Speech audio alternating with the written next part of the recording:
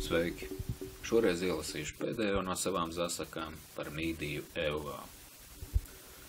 Vētra vienmērīgi bīdīja mākoņu masas virs dziļākā okeāna dzīvēm. Tā mākoņus sastūma biezās grēdās, pēc tam tos rotaļīgi plucināja, liekotiem izraudāt sevī esošo lietu. Siltās lietus lāsas krītot ūdenī radīja gūdzošu skaņu, kuru aļģi virskārtē lika viegli pajukt uz visām pusēm.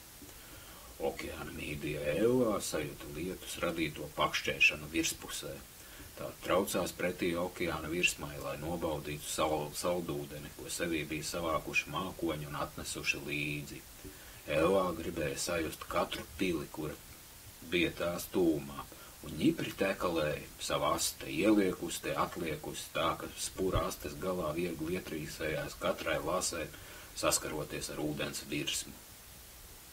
Euvā centās noskalot no sevis esošo sāli, lai sajustos vieglāk par visu, kas bija okeāna dzīlēs.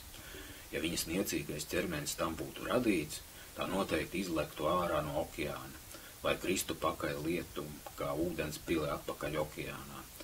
Te nemanot mākoņi savilkās vēl biezāki, jo negantā vētra bija spējusi ieskaut sevī vēl kādu mākoņu grēdu.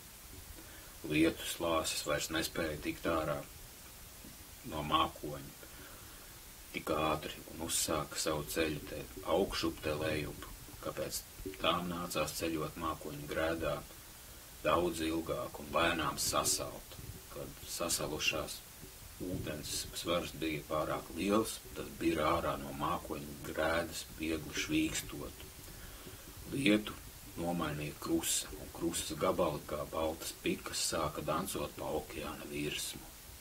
Euvā nācās ātri pamest vietu, kur ledainie krusas graudi sāka dzesēt okeāna virsmu.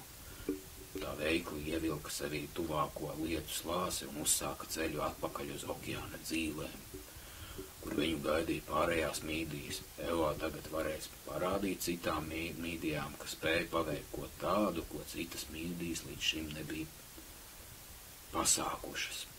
Viņa izspiedīs no sevis kādu drusciņu lietus lāses katrai mīdijai priekšā, kuras būs viņai apkārt, kas ļaus viņām sajust saldūdeni sevī. Euvā varēs viņām parādīt, kā tikt līdz okeāna virsmai, kad krusa būs izbirusi un no mākoņiem un okeāna virsmu atkal rotās lietus pilienu nebēdīgā dēja. Paldies, tas arī viss.